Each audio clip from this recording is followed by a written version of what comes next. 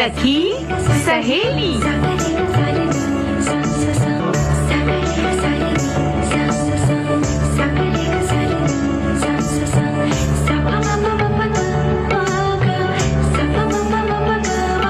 सखी सहेली।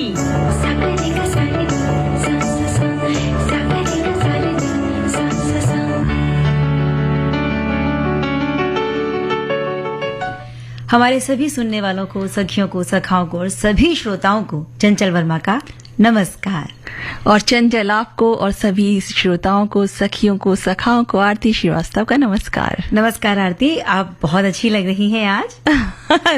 बहुत बहुत धन्यवाद। लग तो आप भी बहुत अच्छी रही है। सखियां मिल जाती है ना तो यही होता है, पहले तो एक दूसरे की तारीफ ही शुरू हो जाती है। उसके बाद भी जो हमारे श्रोता कमेंट्स लिखना शुरू कर रहे हैं उनकी भी तारीफ होगी, उनके कमेंट्स भी पढ़े जाएंगे।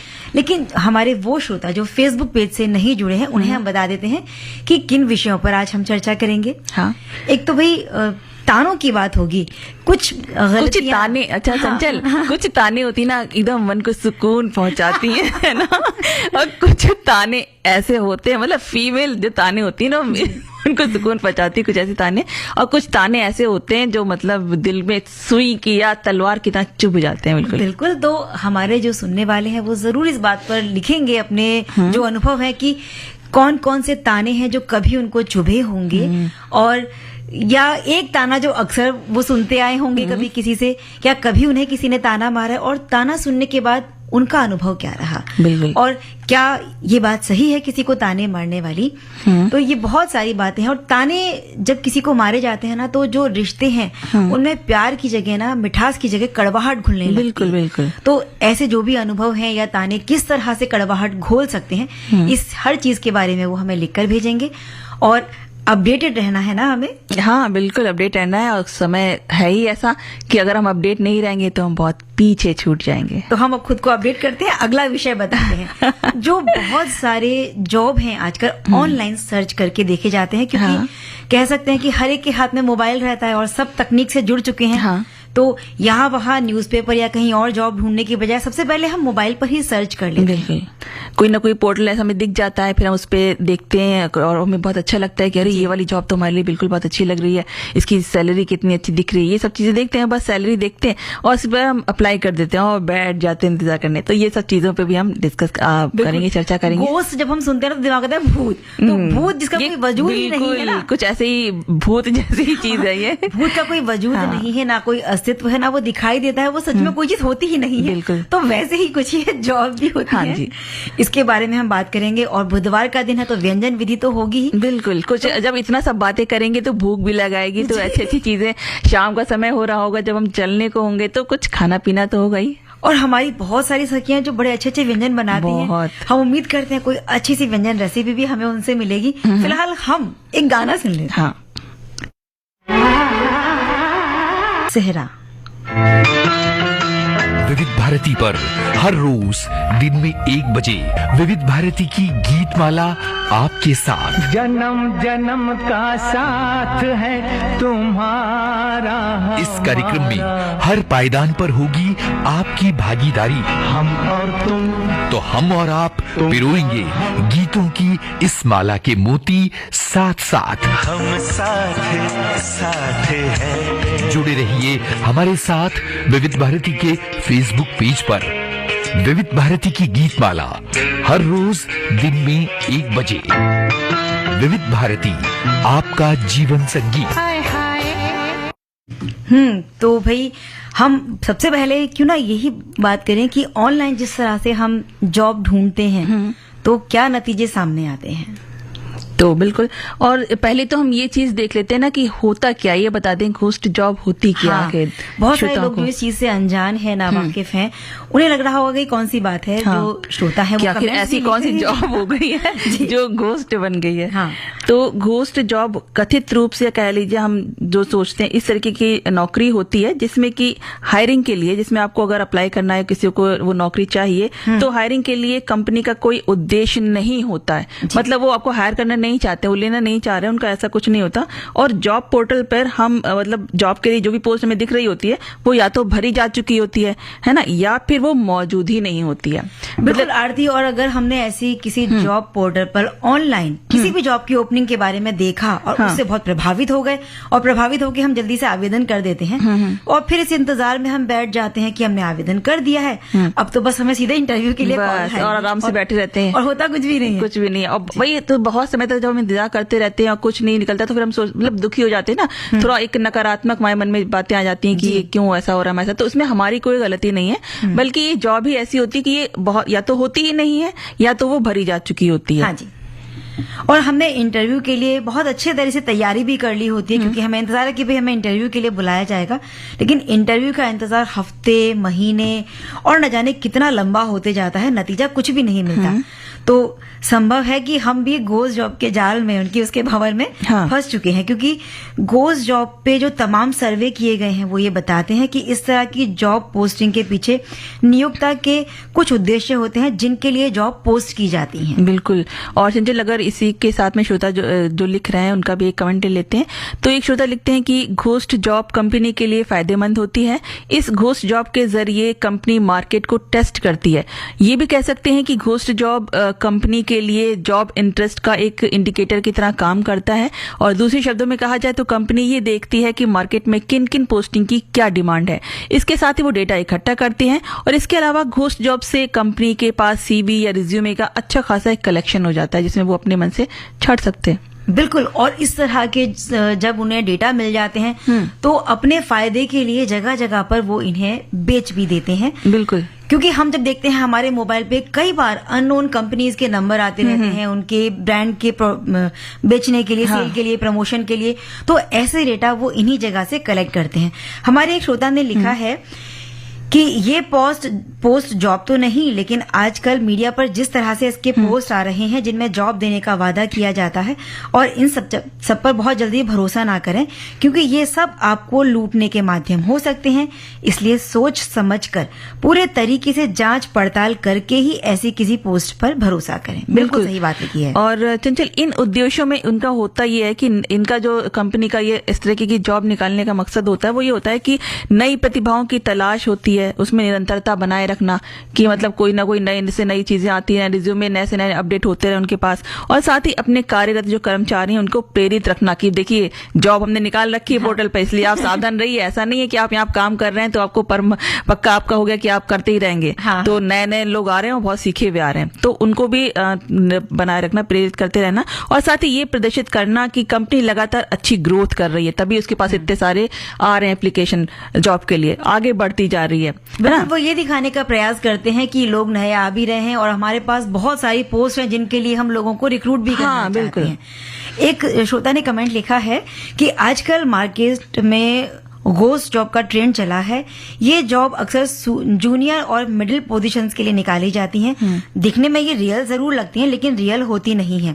आज के समय में काम ढूंढना मुश्किल हो रहा है, इसलिए पढ़े लिखे युवा कई सालों से जो नौकरी की तलाश में भटक रहे होते हैं वो इस तरह की घोस्ट जॉब का शिकार हो जाते हैं। बिल्कुल सही बात है। बिल्कुल। एक श्रोता है जो लिखते हैं कि आजकल जॉब्स के स्वरूप जो मार्केट में जो है वो बदल गए हैं, और सरकारी योजनाओं में ही नहीं बल्कि बाहरी कंपनियों में भी मांग के अनुसार घोस्ट जॉब्स की जो के स्वरूप है वो विकसित हो रहे हैं, और कंपनियों में इनके माध्यम से नेट डेटा जो एंट्री और कलेक्शन जैसे काम भी किए जा रहे हैं, और ये कंपनियों की प्रगति में सहायक होते हैं, इसी वजह से ये निकाले जाते हैं। बिल्कुल। तो आरती, सोचने की बात ये है कि अगर हम भी किसी नौकरी की तलाश में हैं तो ये कैसे पता करें कि ये जॉब असली है या नकली है, और उसके बारे में जब हम आवेदन कर रहे हैं तो उसकी विश्वसनीयता की कैसे जांच करें। साथ ही जो नियोक्ता की आधिकारिक वेबसाइट है वहां पर जाकर इनके बारे में जांच की जा सकती है, ऐसा मुझे लगता है। बिल्कुल बिल्कुल। और अगर आप जॉब के लिए आवेदन कर रहे हैं तो उसके बारे में विश्वसनीय पोर्टल से आप सत्यापित कर सकते हैं, और साथ ही नियोक्ता की यहाँ पे जहाँ पे आपने अप्लाई किया है उनकी आधिकारिक वेबसाइट या इंटरनेट मीडिया अकाउंट से इन ओपनिंग की विश्वसनीयता को जांचा भी जा सकता है बिल्कुल आराम से। और अगर किसी जॉब की पोस्टिंग को 1 या 2 हफ्ते बीत चुके हैं तो सीधे नियोक्ता से आप संपर्क कर सकते हैं, या फिर हायरिंग मैनेजर से आप संपर्क कर सकते हैं। यह सभी बिल्कुल सही चीज बात है। और इनकी विश्वसनीयता की जांच करने के लिए इनकी मांग क्या क्या होती है, इनके जॉब प्रोफाइल का विवरण जो भी है उसकी बारीकी से जांच कर लेना जरूरी है, ताकि हम किसी धोखे का शिकार ना बने। और कुछ भी चीज अगर हमें लगता है कि वो अस्पष्ट है, साफ नहीं है, तो सतर्क हो जाएं। और इनमें बहुत सारे विवरण नहीं दिए होते हैं, जबकि सैलरी और सुविधाओं के बारे में तो लंबी चौड़ी लिस्ट डालते हैं, ताकि इनके पास बहुत सारे आवेदन आ जाए, बहुत सारा डेटा इनको मिल जाए। लेकिन आवेदन करने से पहले पूरी तरह से जांच आप कर लीजिए, ताकि किसी धोखाधड़ी के शिकार ना हो जाए। बिल्कुल। और चंचल, अगर जो जॉब है पोर्टल है उसकी एक रिपोर्ट को अगर हम माने, उसके अनुसार 2024 में 40% कंपनियों ने इस तरह की घोष जॉब पोस्ट की है। सोचिए कितनी ज्यादा। और हालांकि इसे स्कैम की श्रेणी में नहीं रखा जाता, क्योंकि ये उनका एक स्ट्रेटेजी है मार्केटिंग की, तो उसको स्कैम नहीं कह सकते। इस तरह की जॉब पोस्टिंग के पीछे कंपनियों के हायरिंग मैनेजर होते हैं, जो अपनी कंपनी की ब्रांड वैल्यू के लिए ऐसा करते हैं। बिल्कुल, तो वो अपनी ब्रांड वैल्यू बढ़ाने में लगे हुए हैं। आप उसका शिकार ना बने, सतर्कता बरतें। और फिलहाल हम सुन लेते हैं एक गीत। गाना।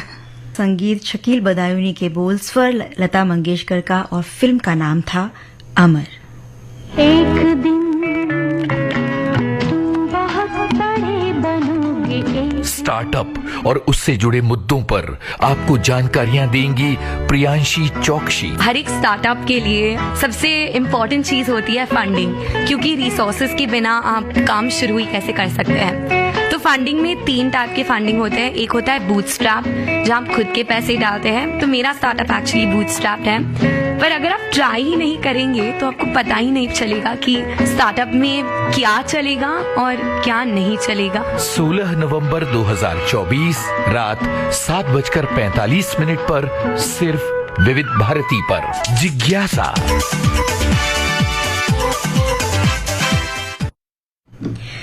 आरती हल्के फुल्के अंदाज में या हंसी मजाक में अस्पष्ट आलोचना कर जब हम किसी की करते हैं तो इसे व्यंग्य कहा जाता है। बिल्कुल। तंज करना, कटाक्ष करना, ताना मारना, ये सब चीजें लगभग एक ही जैसी लगती है।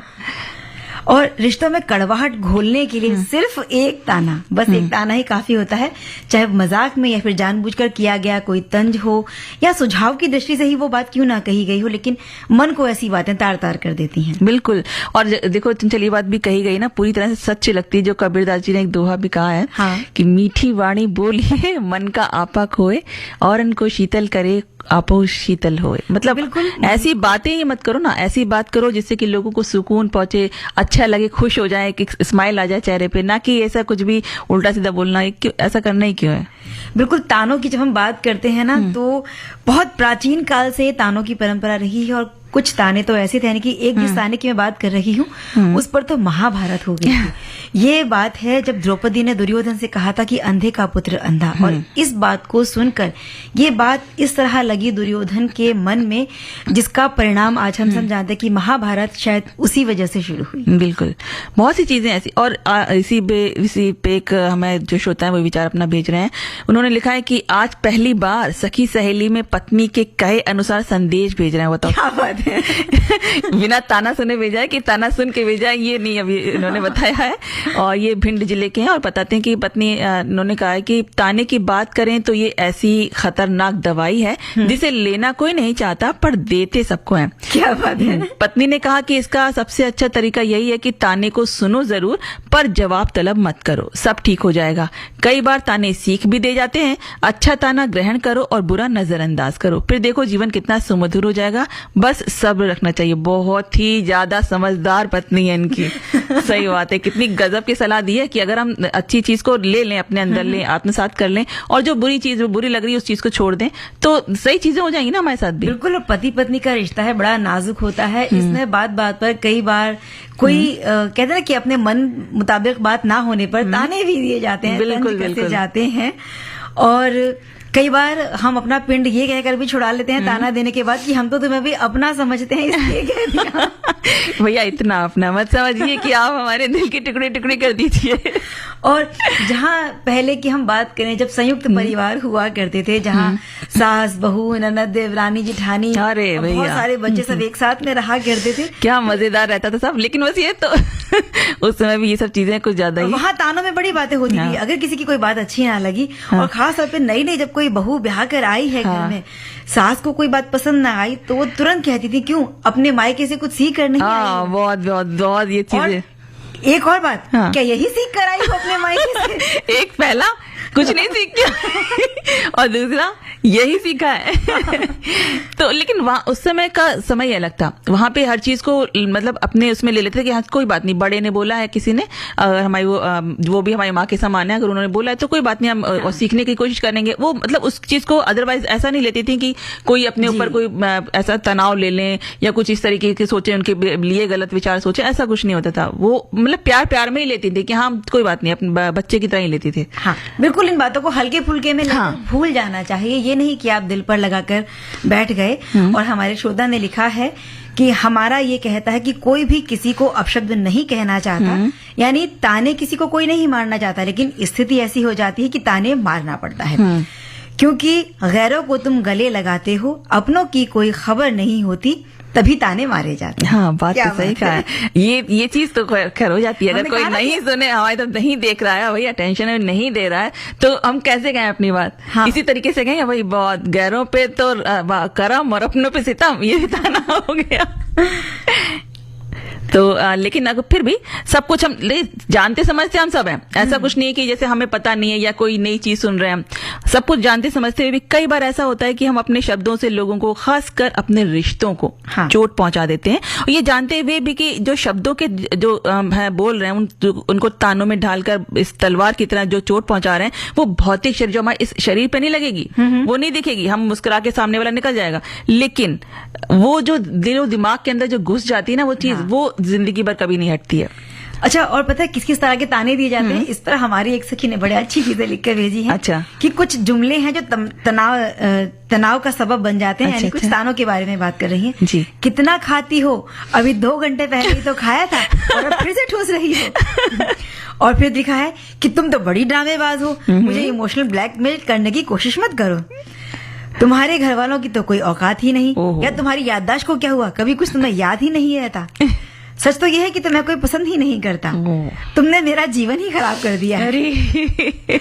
और लोगों के सामने अपमान करना या फिर अकेले में उनसे माफी मांग लेना, ये कहकर कि मैं तुम्हें अपना समझता हूँ, अधिकार पूर्वक ये बातें कही थी। यही बातें भी कुछ देर पहले मैंने भी कहा कि हम अपना कहकर उस बात से अपना पीछा छुड़ा लेते हैं कि भाई हमारी जो भी कही बात थी अगर बुरी लगी है सामने वाले को, तो हमने कहते कि भाई तुम तो अपने हो इसलिए कहा। तो अपने पे भी इतना भी आप वो मत करिए कि वो चीज, वो बातें, आपकी जो शब्द हैं जो आपके तीर की तरह चुभ जाए, वो एकदम घायल कर जाएं। तो एक जो श्रोता मैं लिखते हैं कि बहुत से लोगों की आदत होती है कि वो अपनी बात को सीधे तरीके से ना कहते हुए कुछ व्यंग्यात्मक रूप से, यानी कि ताना मारते हुए कहते हैं, और वे ताने नहीं होते, एक तरह से जहर बुझे बाण होते हैं जो सीधे दिल पर जाकर लगते हैं। ऐसे व्यक्तियों से बात करने से ही लोग कतराते हैं। कहने वाले को चाहे कोई फर्क ना पड़े, लेकिन सुनने वाले का तो मन घायल हो जाता है। अतः किसी भी बात को सामने वाले से सीधे सरल शब्दों में कहें और धैर्य से उनकी बातें भी सुने। बिल्कुल, तो हमारे कोई श्रोता हमें ताने ना मारे।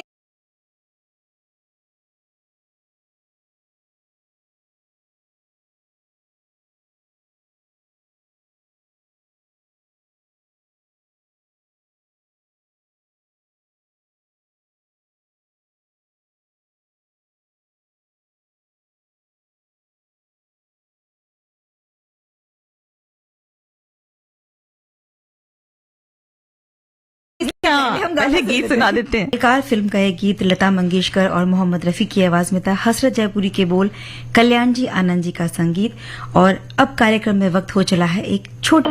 विविध भारती के पास है बेमिसाल हस्तियों का अनमोल खजाना। जरा आपके मोबाइल पर आती है एक कॉल, नंबर अननोन यानी अपरिचित है, फिर भी आप उठा लेते हैं कि क्या पता कॉल जरूरी ना हो। आपके बेटे के नाम पर सिर्फ एफआईआर दर्ज है, आपके बेटे ने ये कांड किया नहीं है। ठीक है, आपका बेटा कैसे क्लियर होगा वो मैं आपको प्रोसेस बता रहा हूँ सर। इसका सर देखो जो एफआईआर कटा ना इनके नाम से, उसका जो खर्चा आ रहा है वो आपको डिपोजिट करना होगा। जैसे डिपोजिट करेंगे, डिपोजिट करने के बाद आपका बेटा क्लियर होकर आपके घर आ जाएगा। आप घबरा जाते हैं और समझ नहीं पाते कि करना क्या है। कई बार तरीका कुछ और भी हो सकता है। प्रिय उपयोगकर्ता, आपका मोबाइल फोन नंबर उच्च जोखिम में है और आपके आधारों की रक्षा के लिए 5 मिनट के बाद निष्क्रिय कर दिया जाएगा। ग्राहक सेवा, कृपया पुष्टि करने के लिए 9 दबाएं। साइबर अपराधी एक्सटॉर्शन यानी धन उगाही के लिए नए नए तरीके आजमा रहे हैं। WhatsApp call, SMS, fraud link, lottery में जीत, video call blackmailing, artificial intelligence का दुरुपयोग करके भ्रमित करना, न जाने क्या क्या। इन परिस्थितियों से खुद को सुरक्षित रखिए। समय समय पर सरकार द्वारा जारी एडवाइजरीज पर ध्यान दीजिए। अपरिचित नंबर से आने वाले ऑडियो या वीडियो कॉल को अटेंड मत कीजिए। किसी भी ऐसे लिंक को क्लिक मत कीजिए जिसके बारे में आपको पता नहीं है। ऐसी घटनाओं की सूचना तुरंत साइबर क्राइम हेल्पलाइन नंबर 1930 पर या www.cybercrime.gov.in पर कीजिए। याद रखिए, साइबर क्राइम की दुनिया में सतर्क रहकर ही आप सुरक्षित हैं। मिनट खड़े होकर हम लोगों ने बात किया। विदा होते वक्त मैंने फिर से जब उन्हें कहा कि आज तो 1 चम्मच खीर नहीं है, मैं आपको सूखी रोटी और सब्जी ही खिलाऊंगी, तो इतना गुस्सा आया कि मुझे इस बात से कि मैं आपको कटोरी में खीर निकाल रही थी और आप 1 चम्मच खीर खाती हैं, 1 दाना खाती हैं, तो ये आपकी इच्छा पर है।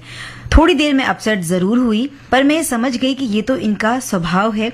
शायद 1 कटोरी खीर खाती तो कुछ और ही बोलती, पर इन सब बातों पर ध्यान देना छोड़ दीजिए, क्योंकि कुछ तो लोग कहेंगे और लोगों का काम है कहना। इसी तरह एक श्रोता लिखते हैं कि रिश्ते, नाते, संबंध शब्द में बंध समाया हुआ है। बंधन प्यार का हो तो हंसते हुए निभ जाता है, परंतु इसी रिश्ते में जब मैं ही करता हूँ के भाव आ जाते हैं तब दरार पड़ने लगती है। इसी कारण से एक दूसरे पर ताने देने लगते हैं, तब ये रिश्ते टूटने के कगार पर आ जाते हैं। सास बहू का हो या ननद भौजाई का, छोटी छोटी बातों पर कहासुनी होती ही रहती है। मजाक में कुछ बातें दिल को छू जाती हैं, जिसके कारण रिश्तों में दरार आ जाती है। इसी पर ध्यान देने की आवश्यकता है और अपने रिश्तों को बचाने के लिए एक दूसरे की छोटी छोटी बातों को, उनके लिए कृतज्ञता का भाव रखना चाहिए, जिससे कि रिश्ते जो हैं अच्छे से आगे चलते रहें। बिल्कुल सही बात है। किसी को नीचा दिखाने की कोशिश पर जब कोई बात की गई है या उनकी योग्यता को लेकर मन में असुरक्षा की भावना हो जाती है, तब कई बार ऐसी बातें कही जाती हैं आरती। तो इस स्थिति का सबसे अच्छा उपाय तो यही है कि जिस कारण से उपहास उड़ाया जा रहा है या आपको ताने दिए जा रहे हैं, अपने प्रति भावनात्मक संवेदना पर थोड़ा सा उस वक्त नियंत्रण रख लेना जरूरी होता है, या फिर जो भी उनकी नकारात्मक प्रतिक्रिया है उसका तर्क पूर्वक उत्तर दे दीजिए। उत्तर देते समय ये भी ध्यान रखें कि आप जब उत्तर दे रहे हैं तो किसी तरह की अभद्र भाषा का प्रयोग नहीं किया जाना चाहिए। फिर हम कहते भी थे कि उनमें और आप में फर्क ही क्या है। बिल्कुल बिल्कुल, क्योंकि देखिए जब हम किसी को ताना देते हैं ना, तो सबसे हम ये सोच रहे थे कि इसको नीचा दिखाएं, लेकिन नीचा कौन सबसे ज्यादा छोटा कौन बनता है? हम खुद। जब हम वो बोल रहे होते हैं ना, वो हम ही सबसे ज्यादा नीचे साबित होते हैं। तो इसी बात पे कुछ एक लिखते हैं श्रोता कि किसी को ताना मारने में कुछ लोगों को बहुत आनंद मिलता है। उनको लगता है कि जैसे उन्होंने बहुत ही बढ़िया काम कर दिया, लेकिन ताने मारना एक दुधारी शस्त्र है जो किया वो दोनों तरफ से चोट पहुंचाता है। ऐसे लोगों से सगे जो रिश्ते हैं, दोस्त हैं, पड़ोसी हैं, सभी धीरे धीरे दूर होने लगते हैं कि भाई समझ जाते हैं कि इनकी आदत ही यही है ताने मारने की, तो उनसे दूर रहना पसंद करते हैं। तो इस वजह से वो अकेले पड़ने लगते हैं। एक और बड़ा अच्छा संदेश हमें मिला है। बात बात में ताने मारना। हमारे पड़ोस में एक बहू को इतना बुरा लगा कि वो मायके से निराश थी, फिर भी पति की माँ का फेवर वो किया करता था। एक दिन नदी में कूदकर जान दी थी। ये बड़ी बुरी बात है। किसी भी बात को लेकर आत्महत्या करना या आत्मघाती किसी पर हमला करना, ये दोनों ही गलत चीजें हैं। और इस चीज के लिए हम जब बार बार कहते हैं कि सकारात्मक चीजों को थोड़ा सा बढ़ाइए या इन चीजों को अनदेखा अनसुना करके अपने जीवन में वापस लौट आइए, तो इन चीजों से बिल्कुल सावधान रहता है। आगे लिखते हैं कि हम अक्सर अपने परिवार में भी देखते हैं कि कुछ पुराने ख्याल की महिलाएं होती हैं, वो कुछ काम नहीं करती। हाँ, ताना मारने में उनका कोई सानी नहीं होता। इस विषय में हमारे शिक्षित समाज को आगे आने की जरूरत है। और वाकई में जो हमारा शिक्षित समाज है वहां हो भी रहा है। सास बहू में तानों की जगह अब थोड़ी सी नोक झोंक, जो मीठी सी नोक झोंक होती है, उसने ले ली है। क्योंकि जो अब की सास हैं वो भी शिक्षित हैं और आज के जो समाज के साथ में, आज की जनरेशन के साथ में कदम से कदम मिलाकर चलती बिल्कुल अपडेट होके चल रही हैं। अपडेटेड रहकर चलती है। और बहुएं भी समझ गई हैं कि भाई जो उम्र का फर्क है या जनरेशन गैप जिसे हम कहते हैं वो कहीं ना कहीं आएगा ही, तो इनकी बात को सुन लो, उसे दिल पर नहीं लेना। तो ये हल्की फुल्की सोच रखना वाकई बहुत जरूरी है। और एक श्रोता लिखते हैं कि कुछ लोगों की आदत होती है कि जब भी बात करेंगे तानों से ही शुरुआत करेंगे। वो ये नहीं सोचते हैं कि उनके द्वारा बोली गई जो बातें हैं वो सामने वाले को कितना दुख दे रही हैं, कितना चोट पहुंचा रही हैं। तो इससे रिश्तों में दूरियां आती हैं, इसलिए सोचें उसके बाद ही बोलें। बिल्कुल, न जाने कितनी बातों पर ताने दिए जाते हैं जो कई बार हमारे बहुत प्यारे प्यारे मीठे मीठे रिश्तों को भी खत्म कर देते हैं। ऐसी बहुत सारे जो बातें हैं दिल की गहराई तक चुभ जाती हैं। तो हम यही कहेंगे अंत में आरती, क्योंकि संदेश तो बहुत सारे हैं, कि जीवन एक यात्रा है, सफर करते रहिए। कोई अगर आपको ताने मार रहा है तो चिंता मत करिए, थोड़ा आगे बढ़िए। और हम आगे बढ़ते हैं एक गीत के साथ। जी,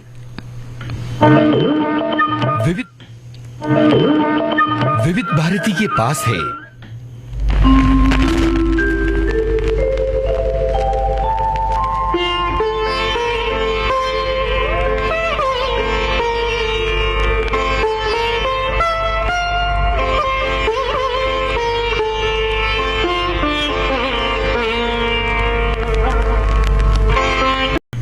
रेशमा और शेरा फिल्म का यह गीत लता मंगेशकर के स्वर में था। उद्धव कुमार के बोल थे और जयदेव का संगीत था। विविध भारती पर धूम मचा रहा है हेलो फरमाइश। मुद्दत से दूर थे तुम हम, एक जमाने के बाद मिलना अच्छा लगा।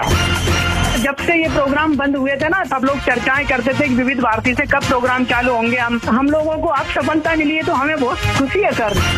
श्रोताओं की पहली पसंद, पहला प्यार होता है ना, फोन इन प्रोग्राम होता है कि अपनी आवाज करोड़ों लोगों तक पहुंचे। और एक ऐसा रेडियो स्टेशन विविध भारती है कि आवाज श्रोताओं के कानों में गूंजती है। आपको बता दें, हेलो फरमाइश कार्यक्रम के लिए आप भी कर सकते हैं फोन कॉल। रिकॉर्डिंग बुधवार को दिन में 11 बजे से लेकर 1 बजे के बीच। हेलो फरमाइश कार्यक्रम का प्रसारण मंगलवार और गुरुवार को शाम 4 बजे। पुनः प्रसारण बुधवार और शुक्रवार को दिन में 10 बजे विविध भारती पर। हेलो फरमाइश। चंचल, क्यों ना शुरुआत करें एक श्रोता के बात से। एक श्रोता है जो कहते हैं कि समय के संग चलें, खुद को बदलें हर बार, हर सांस में हो नए सपनों का संचार, यूं ही रचें खुद को हर पल नई घड़ी, बीते पलों को छोड़ सफल वही जिसने समय की उड़ान पकड़ी। बिल्कुल सही बात है। और समय के साथ अपडेट रहना, खुद को अपडेटेड रखना, ये बहुत जरूरी है। अगर हम खुद को अपडेट रखेंगे तो जो नया जमाना है, नई पीढ़ी है, उसके साथ कदम से कदम मिलाकर आगे बढ़ सकेंगे। और समय किसी का इंतजार नहीं करता। अगर हम अपडेट नहीं रहे तो समय हमसे आगे निकल जाएगा और हम पीछे रह जाएंगे। बिल्कुल, इसलिए जरूरी है कि समय के ताल से ताल मिलाकर चले। जी, और वैसे भी अपने हम खुद को समय और परिस्थिति के हिसाब से अगर हम ढाल लें तो खुद को अपडेट करें, तो अगर ये अपडेट हमने नहीं स्वीकारा तो हम कहीं बहुत पीछे छूट सकते हैं। इसलिए जरूरी है, देखिए, भले एक अच्छे कोर्स हमने कर लिया हो, जैसे अगर हम पढ़ाई की बात ले लें, जॉब की बात ले लें, बहुत बढ़िया से हमने जॉब के लिए अपने सोचते हुए अच्छी सी डिग्री ले ली, कोर्स किया, कुछ भी किया, तो हमने सोचा कि चलो सब कुछ अब हमें तो जॉब बहुत अच्छी मिल जाएगी, सब कुछ। तो ऐसा होता नहीं है। लेकिन क्योंकि खाली डिग्री ही पर्याप्त नहीं होती है, हमें कुछ अलग से कुछ ऐसी तकनीकी ज्ञान भी होना चाहिए जिसकी वजह से हमें अच्छे से अच्छा जॉब मिल सके। इसीलिए हमारे श्रोता लिखते हैं कि समय के साथ चलता है वो बड़े बड़ों को मात देता है, और जब समय किसी का साथ छोड़ देता है तो वो किसी का नहीं होता। इसीलिए हमेशा अकेले ही पूरे रास्ते सफर तय करता है।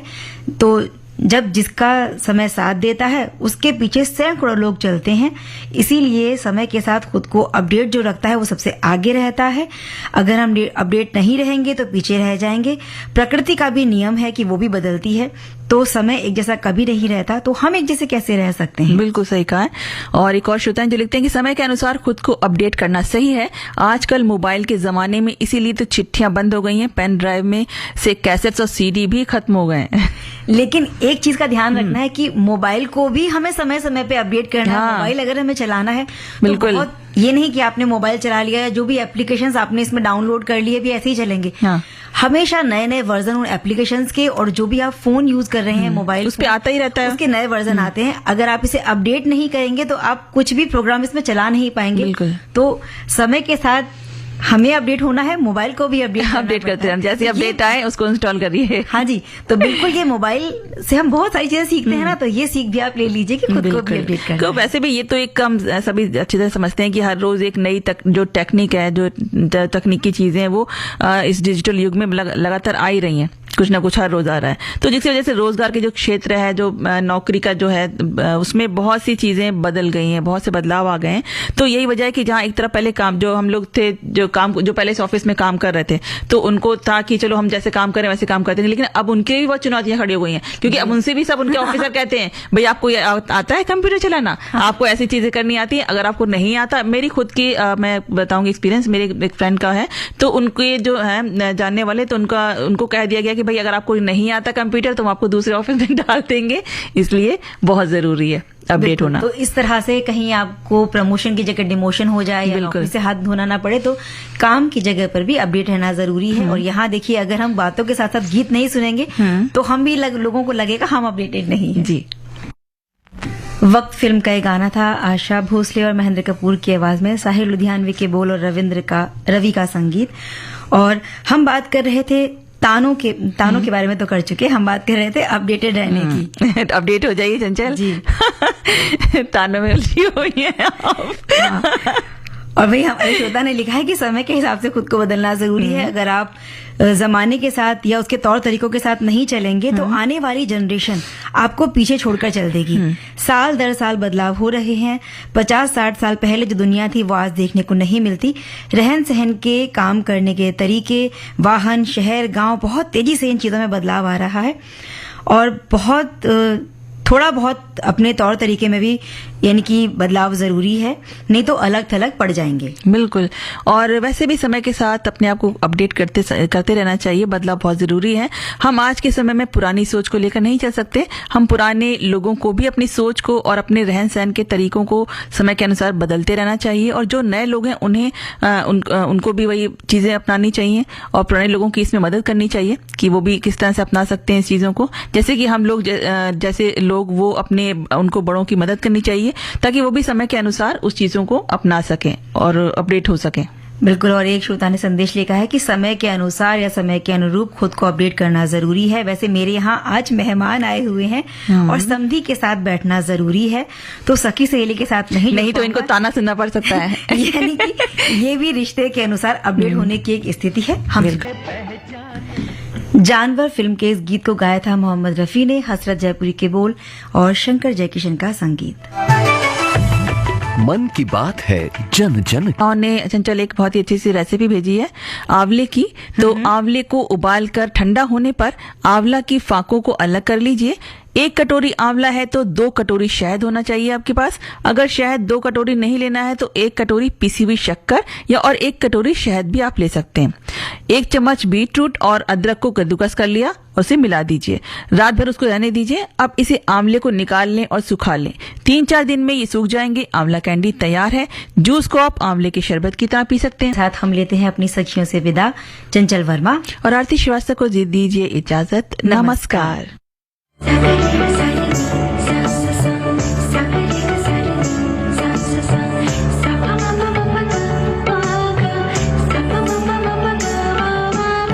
सखी सहेली।